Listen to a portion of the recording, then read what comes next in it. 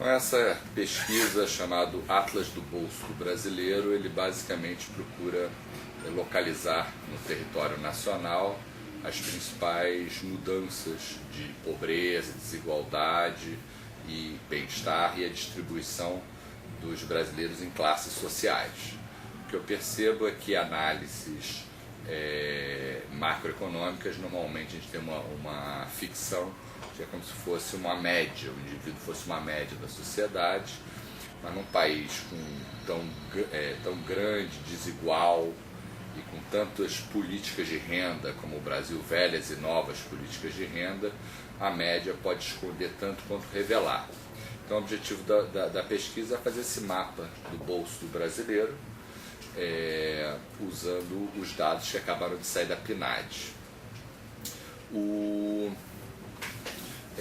Então, por exemplo, onde é que a renda caiu mais, onde é que o Bolsa Família subiu mais, qual foi o impacto da crise no bolso do brasileiro. Essas são algumas das questões que a gente endereça nessa pesquisa. Ela tem um website, qualquer um pode acessar, é livre, e lá pode fazer a leitura de como é que está a sua região, o seu estado. E um ponto interessante dessa pesquisa é que a gente começa a abrir, a primeira pesquisa nossa que abre o tamanho da classe média, o tamanho da pobreza, o tamanho da classe ABC, nas capitais, nas 27 capitais das unidades da Federação Brasileira e também nas periferias das 9 principais cidades. Então, a pesquisa ela faz, por exemplo, um ranking da onde que a pobreza, ou na nossa pesquisa chamada classe E, ela é maior. E entre as 27 capitais e 9 periferias das grandes cidades, a periferia de Recife representa a maior taxa de pobreza, seguida da capital de Alagoas, Maceió, Salvador e Fortaleza, ambas periferias. É onde a pobreza é menor, é Florianópolis, Curitiba, Goiânia, Vitória e seguida de Tocantins. Então esse é um exemplo, é 26% em Recife e vai até 2% em Florianópolis. Quando a gente analisa, por exemplo, Alagoas, qual o estado mais pobre do Brasil, é Alagoas, tem que ser revezado com o Maranhão nessa maior taxa de pobreza, e o menor tem sido sempre Santa Catarina. Santa Catarina também é um dos estados que menos reduziu a pobreza no último ano. Então é esse tipo de estatística que a pesquisa mostra. A gente faz também uma análise depois de 2008, ou seja, já incorporando, depois de julho de 2008, o período de crises externas. E aí a análise, o que ela mostra é que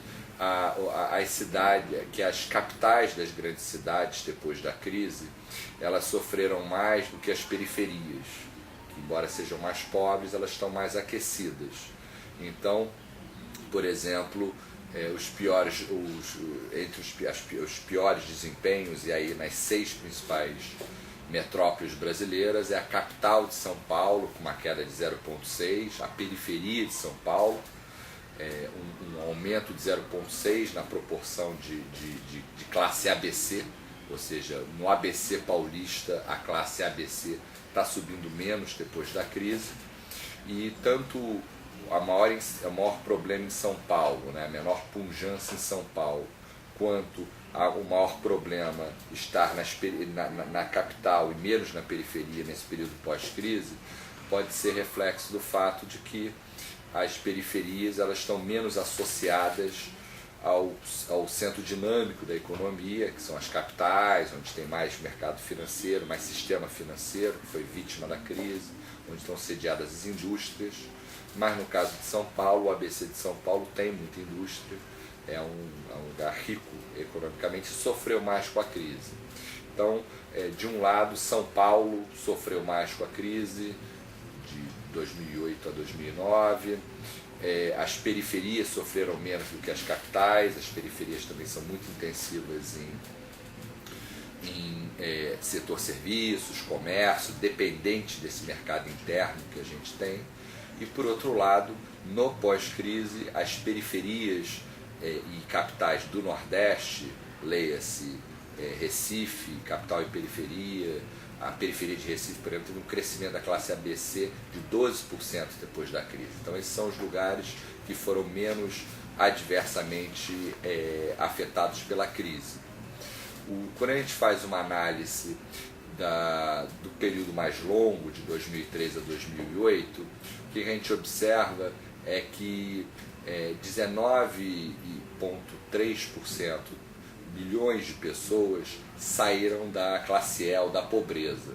Então a pesquisa endereça quem contribuiu mais e menos para essa saída da pobreza. Aí o resultado é Nordeste. 44% das pessoas que saíram da pobreza estavam no Nordeste. Cerca de 8 milhões e meio de pessoas cruzaram a linha de pobreza. Quando a gente analisa classes ABC, esse movimento de crescimento, cresceu 32 milhões de pessoas entraram na classe ABC entre 2003 e 2008, ou seja, meia França. Mas aí o destaque maior no período pré-crise está no Sudeste. O Sudeste foi o grande... e a renda do trabalho no Sudeste. Uma ótica que a pesquisa traça é a ótica sobre o bolso do brasileiro, é a ótica do tipo de renda. Então a gente localiza aonde a renda do trabalho é mais alta, aonde a renda de aposentadoria supera, e os resultados são, quer dizer, a capital da aposentadoria é o Rio de Janeiro, município do Rio de Janeiro, e também da aposentadoria de alta renda. A capital do Rio também é o lugar onde tem menos renda do trabalho, então reflete um pouco isso. Por outro lado, o estado do Rio é onde tem menos renda de Bolsa Família, então quer dizer, o estado está muito presente no Rio, mas mais como pensões e aposentadorias, principalmente de renda mais alta. Na Bolsa Família o Rio tem muito que conquistar. Se a gente for ver qual é a capital da renda do trabalho, na verdade é Palmas, que é uma cidade, é o município brasileiro com maior proporção de jovens, segundo a pesquisa que a gente fez do IGET, do Índice de Juventude, Emprego e Trabalho, Educação e Trabalho. E Palmas é o lugar que 88% da renda é renda do trabalho, só o restante que é de outras coisas, em particular coisas governamentais. Então é a capital da labuta diária, onde cada um ganha o seu próprio dinheiro no mercado de trabalho, enquanto a capital de programas sociais são capitais do Nordeste, onde a periferia a capital é Macapá, capital do Bolsa Família, mas se você incluir as periferias, aí a gente tem um destaque para a periferia de Fortaleza. A periferia de Fortaleza tem tem a maior proporção de Bolsa Família, tem a maior proporção de aposentadorias ligadas ao salário mínimo.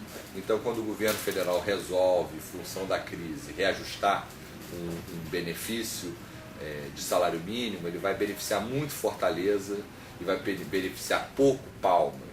Quando ele resolve fazer um reajuste no Bolsa Família, idem. Agora, se o mercado de trabalho voltar a crescer, principalmente ligado ao agribusiness, agricultura, etc., e Palmas será, vamos dizer, a vencedora desse processo. Então a ideia desse trabalho é permitir fazer essa leitura do qual é o tamanho do bolso do brasileiro e o que ajudou essa melhora, em que lugar as pessoas melhoraram mais de vida